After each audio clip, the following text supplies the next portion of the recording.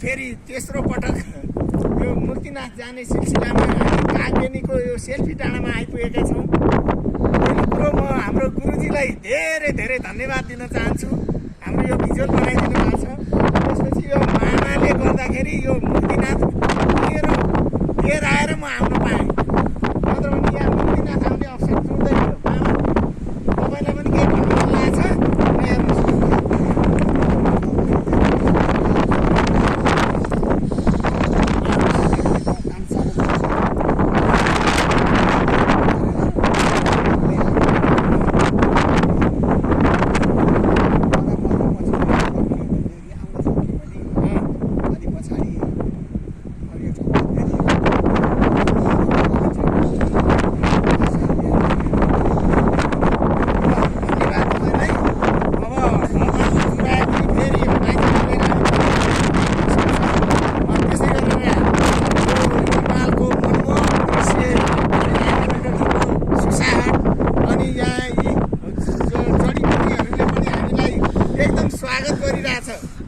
यस्तो कि ल हेर्नुहोस् त सर हावा आहा यो पो स्वर्ग, यो पो आनन्द।